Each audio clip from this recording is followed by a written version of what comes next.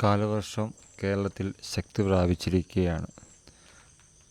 ഇപ്പം നോക്കുവാണെങ്കിൽ എല്ലാ ജില്ലകളിലും വൻ നാശനഷ്ടമാണ് കാലവർഷം മൂലമുണ്ടായിരിക്കുന്നത്. ഇപ്പം നമ്മളിപ്പോൾ നിൽക്കുന്നത് ചങ്ങനാശ്ശേരി ബൈപ്പാസിലാണ്, പാലാത്തറ ബൈപ്പാസ്.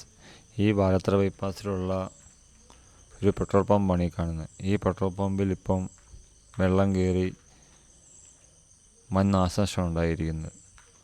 കൂടാതെ തന്നെ ബൈപ്പാസിൽ 2-3 സ്ഥലങ്ങളിലായിട്ട് വെള്ളക്കെട്ടും രൂപപ്പെട്ടിട്ടുണ്ട്. തന്മൂലം വാഹനങ്ങൾക്ക് കടന്നു പോകാൻ വളരെയേറെ പ്രയാസമാണ് അനുഭവപ്പെടുന്നത്. പ്രത്യേകിച്ച് ഇരുചക്ര വാഹനങ്ങളും കാറുകൾക്കും. 3-4 സ്ഥലത്ത് അടുപ്പിച്ച് വെള്ളം ഇങ്ങനെ നിൽക്കുന്ന കാരണം വളരെയേറെ പ്രശ്നമാണ്. അത് കൂടാതെ തന്നെ ഈ മലിനജലം എന്ന് പറയുന്നത് വളരെയേറെ ദുർഗന്ധം വഹിക്കുന്നൊരു വെള്ളം കൂടെയാണ്. ഇതവിടെ കെട്ടിക്കിടന്ന വെള്ളമാണ് ഇപ്പോൾ ഈ വഴിക്കോട്ട് ഇറങ്ങി കിടക്കുന്നത്. ഇത് വളരെയേറെ പ്രയാസം ഉണ്ടാക്കുന്ന ഒന്നാണ്. പ്രത്യേകിച്ച് ഇരുചക്ര വാഹനങ്ങൾക്ക് വണ്ടി എങ്ങാനും നിന്ന് പോവുകയാണെങ്കിൽ ഇറങ്ങി തള്ളുന്നത് ഈ വെള്ളത്തിൽ ഇറങ്ങി നിന്നാണ്. ഇതുമൂലം ശാരീരികമായ പ്രശ്നങ്ങളുണ്ടാകാനും സാധ്യത വളരെയേറെ ഉണ്ട്. പിന്നെ ഇവിടുത്തെ പ്രശസ്തമായ പല ഹോട്ടലുകളും ഇപ്പോൾ വെള്ളത്തിലാണ്. പ്രത്യേകിച്ച് ഈറ്റാൻഡ്രിങ്ക് അങ്ങനെയുള്ള ഹോട്ടലുകളൊക്കെ ഇതെല്ലാം ഫുൾ വെള്ളത്തിലാണ് നിൽക്കുന്നത്. ഇപ്പോൾ 2-3 ദിവസം കൂടെ ഇങ്ങനെ നിന്ന് കഴിഞ്ഞാൽ പാലാത്തറ ബൈപ്പാസ് ഏകദേശം ഫുൾ മുങ്ങിപ്പോകുന്ന അവസ്ഥയായിരിക്കും.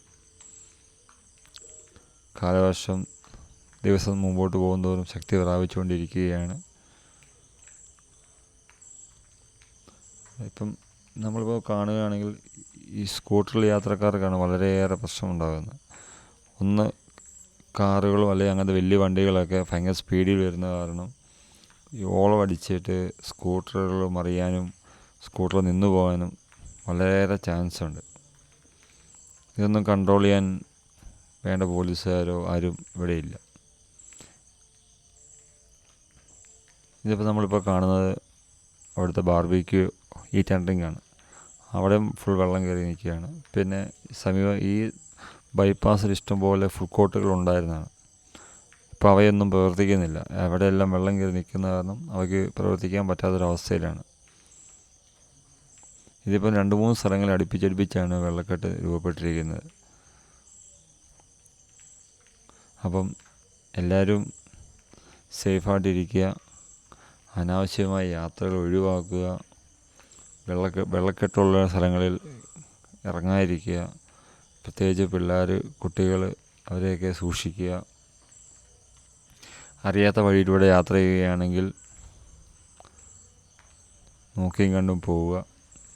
ഇല്ലെങ്കിൽ ആരെയും ചോദിക്കുക. എന്നുവെച്ചാൽ ഓടകളും കനാലുകളും കുഴികളും നമുക്ക് അറിയത്തില്ല. അപ്പം അതെല്ലാം നോക്കി എല്ലാവരും